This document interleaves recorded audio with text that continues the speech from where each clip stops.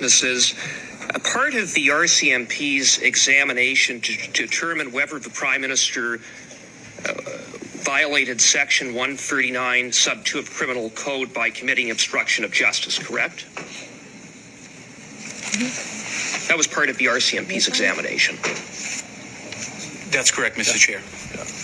And paragraph 19 of the RCMP investigation report states that the strongest theory towards an offense of obstruction of justice was that the Prime Minister shuffled Jody Wilson-Raybould out of the position of Attorney General so that a new Attorney General would make a different decision regarding the prosecution of SNC Lavalin, correct?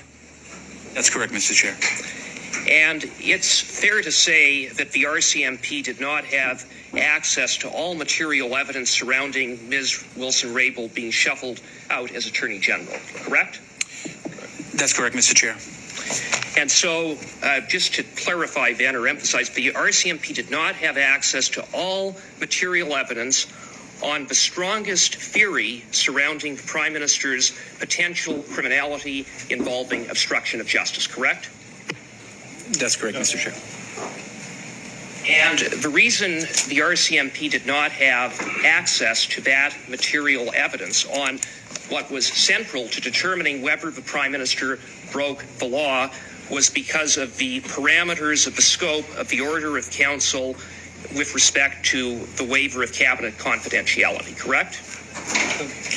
That's correct, Mr. Chair. The parameters did not allow us to fully look into this one. However, I should just add... Thank you for that. You answered it. The parameters did not allow you to get that evidence. Now, there is one person who had the authority to expand the parameters of that order in council, and that is the Prime Minister himself, correct?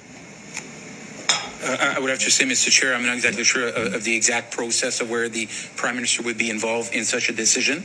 However, I do believe the decision has to be made within the somewhere within the government. I would submit the decision would have to be made by the Prime Minister, but the RCMP went and requested an expansion of the scope to obtain that evidence, to follow that evidence, correct?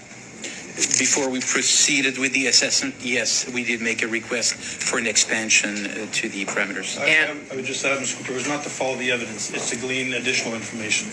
That could be evidence. Correct. And that request was turned down on August 30th, 2019. I would have to say, Mr. Chair, that the request for the expansion was not allowed.